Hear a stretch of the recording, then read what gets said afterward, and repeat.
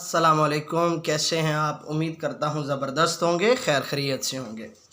آج ہم اقتباس کی تشریح کی طرف جا رہے ہیں کہ پیراگراف جو آپ کو پیپر میں آتے ہیں ان کی تشریح کس طرح سے کی جائے۔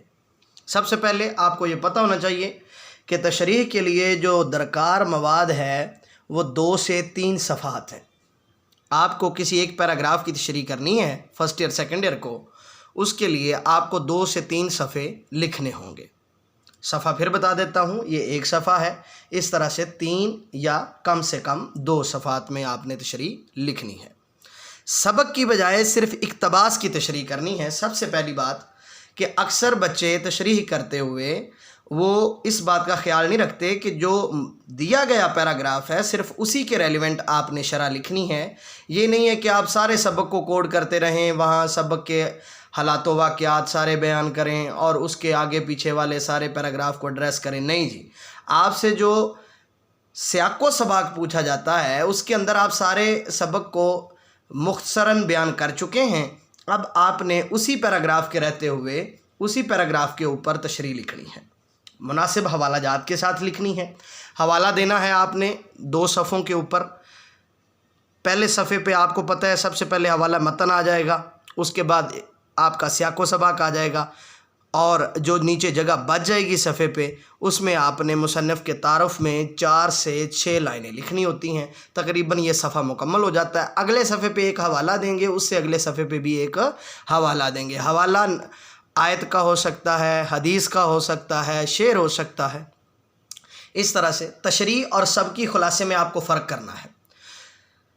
تشریح ایکسپلینیشن کا نام ہے، کسی بھی ٹاپک کے اوپر اس کے ریلیونٹ رہتے ہوئے آؤٹ آف سلیبس ایکسپلینیشن دینی، یا سلیبس سے بھی آپ ایکسپلینیشن دے سکتے ہیں، لیکن اس کو ایکسپلین کرنا ہے، نہ کہ آپ نے پورے سبق کو وہاں پہ پھر ایڈریس کر دیا تو وہ خلاصہ ہوگا، آپ کی تشریح نہیں ہوگی۔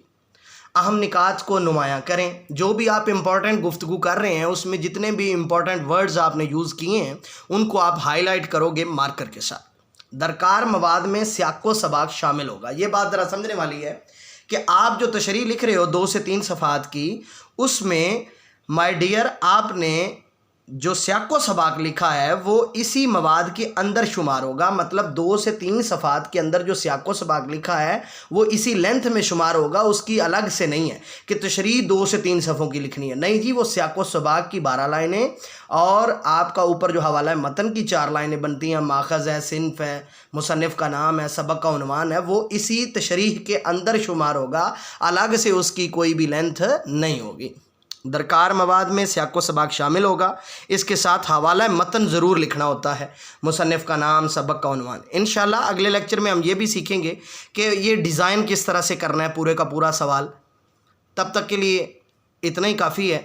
گوہر اردو آپ کے سامنے لکھا ہوا ہے، اور اگر آپ اس کا لیکچر دوبارہ جو نیکسٹ آنا ہے وہ جلدی سننا چاہتے ہیں تو بیل کے آئیکن کو آپ دبا لیں تاکہ آپ کو جب نوٹیفیکیشن ملے تو آپ کو پتہ چل جائے کہ اگلا لیکچر آ گیا ہے۔ اگلے لیکچر تک ملتے ہیں، تب تک اجازت دیجیے، اللہ نے کے بعد۔